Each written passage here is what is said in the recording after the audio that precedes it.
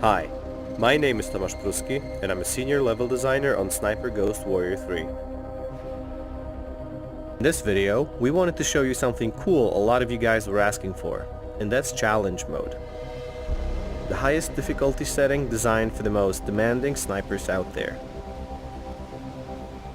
To show you what you can expect from challenge mode, we're going to play one of the many side missions available in Sniper Ghost Warrior 3. The side missions are divided into several exciting storylines, all related to the Rotki Lions, a resistance movement fighting for their homeland. In this one, we've received intel from one of their agents about an old military base with active payloads, located in underground silos. The Separatists are planning on launching them at strategic locations to cut off the region from outside help, and we have to stop them.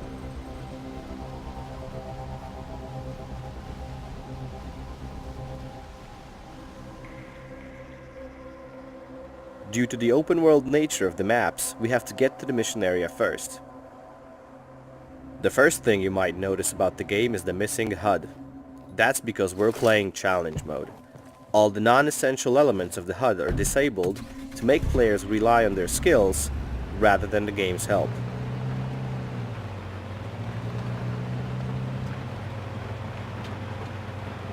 The game settings will let you customize which HUD elements will be visible in the game.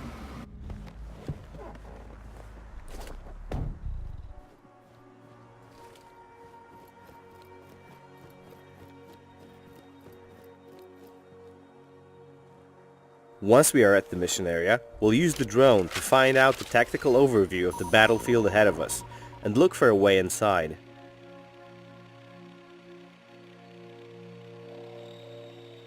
One of the most important aspects of planning our strategy will be enemy positions. But we're playing challenge mode, so it's not going to be that easy. The drone will tag our enemies, but when we call it back, the tags will disappear, so we'll have to remember their positions. When we know where the enemies are posted, we can secure our way inside with the sniper rifle. We can use the bipod to stabilize the weapon in prone position and have larger aiming angles. Before pulling the trigger, we'll adjust our instruments to line up a perfect shot. We zoom in on the enemy and check the distance. We'll set the scope elevation accordingly to compensate for bullet drop, use breath control, and take the shot. The red wind bar will tell us how far the bullet will be pulled to the side.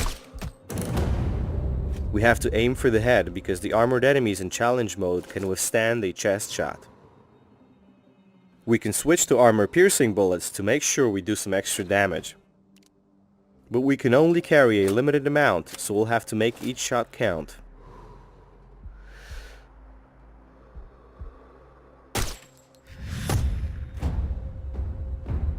That was actually our longest shot, so we'll get a notification and an experience point bonus. Once we've sufficiently weakened the enemy defenses, we can start making our way towards the outpost. This one is fairly far away, so we'll jump in the car.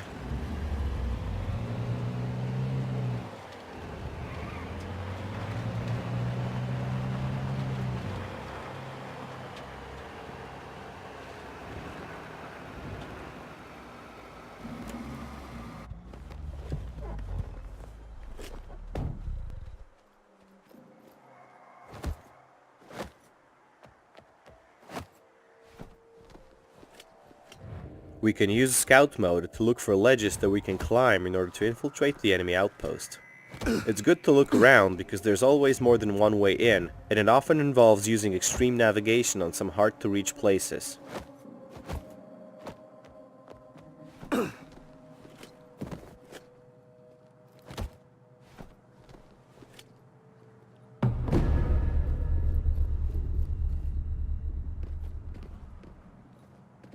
I'm in the base, Frank. There are 4 missiles here, for fuck's sake. Fuck. Get to the silos and upload the virus. Quick. Right. Once we're inside, we'll try to find a good vantage point and scout the inside of the outpost. There are 4 missiles that we need to disable in order to ensure the safety of Georgian civilians. There's a sniper overlooking the base. They are extremely dangerous because they see everything that's going on inside the outpost, so we should always focus on taking them out first.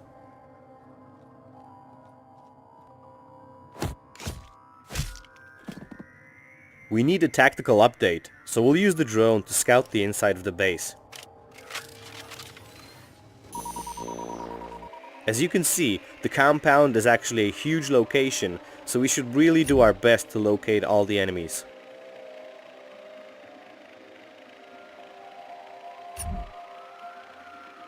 Once we're confident that we can remember their positions, we can either neutralize them or sneak past them.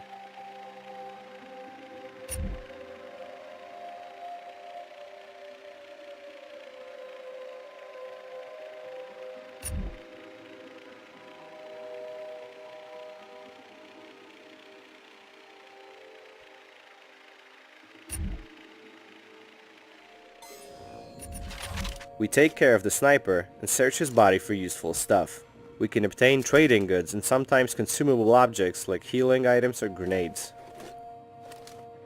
This time, we do want to take out a couple of key patrols, so we'll take aim, set the scope elevation to match the target's distance, use breath control, and take the shot.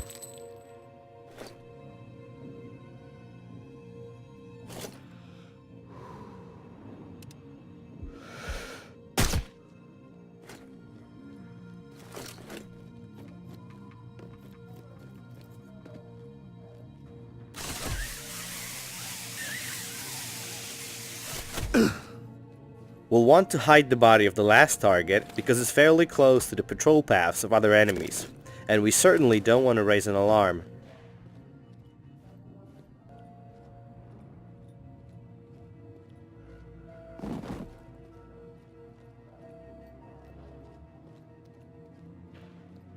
The missiles are underground, so we can enter through one of those shafts and start looking.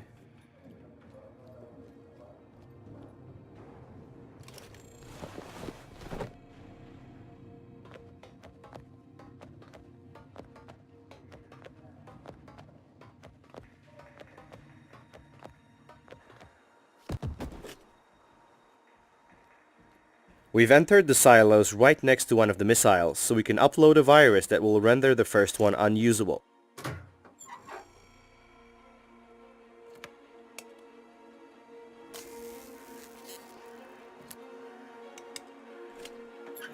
Uploading the virus.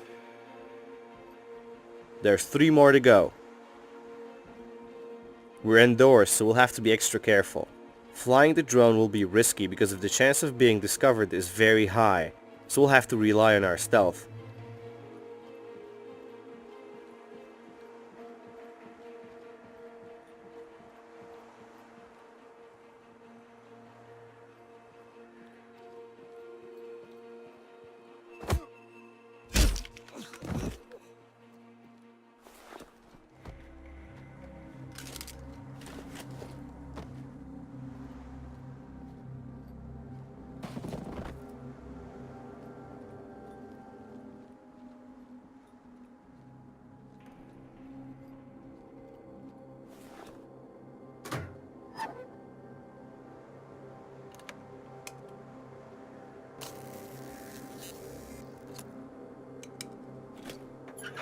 The virus is coming to the second missile. We're halfway there. 2 more missiles to go. An enemy is facing the door that we want to go through, so we'll distract him with a luring stone. That was actually a poor throw, so now the enemy will come right at us and we'll have to improvise quickly. We've scored another skill point, but this time it's Ghost Specialization point awarded for stealth gameplay. In challenge mode, the enemies are more perceptive than normally, so being careful is always a priority.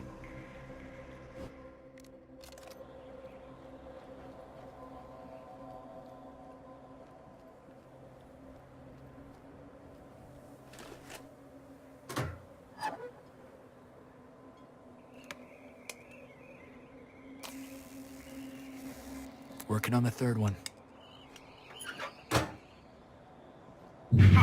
Fuck, John. They started preparing to launch the last missile. We've got the third missile, but the mission parameters have changed. Start the process. The Separatists are launching the last operational missile, so now we have a limited time to get to the main control room and activate the self-destruct sequence. Because this is challenge mode, even though we're under time pressure, doesn't mean we can rush into the heart of the base carelessly. We don't have the luxury of facing the enemies on high alert.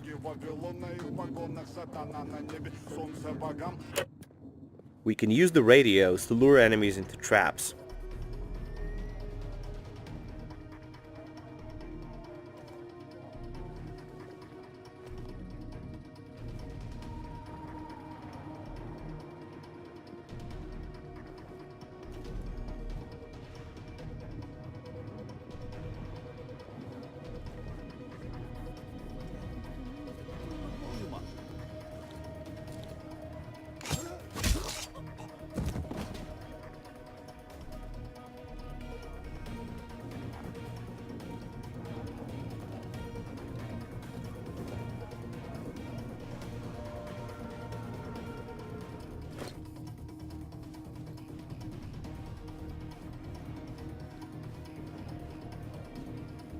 There's a heavily armored enemy patrolling the perimeter.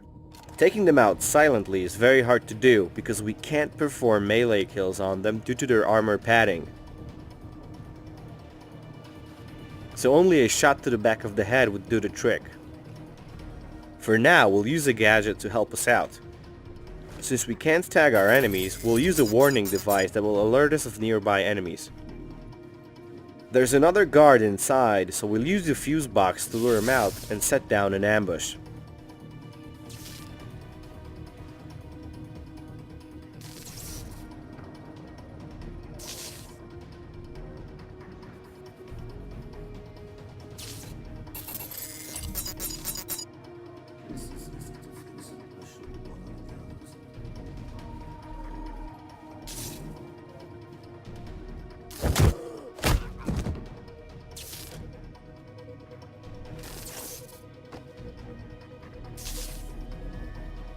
Once he's out, we'll still have to hide his body to avoid detection.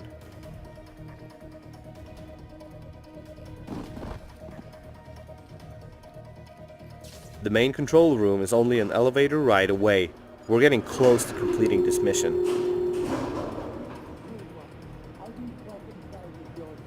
I don't care. Kick his mother in the jaw. There's two guys in the doorway. It'll be extremely risky to try and rush them, so we'll use a flashbang grenade to daze them.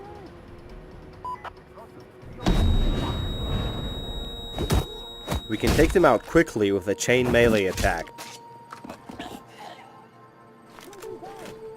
Reporting casualty.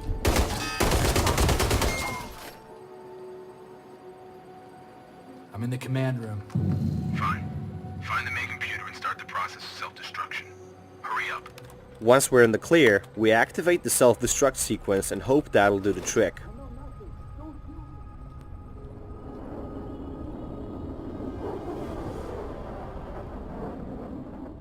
We've successfully cleared one of the side ops. That was just one of many side operations that await you in the Georgian landscape of Sniper Ghost Warrior 3. Thanks for watching.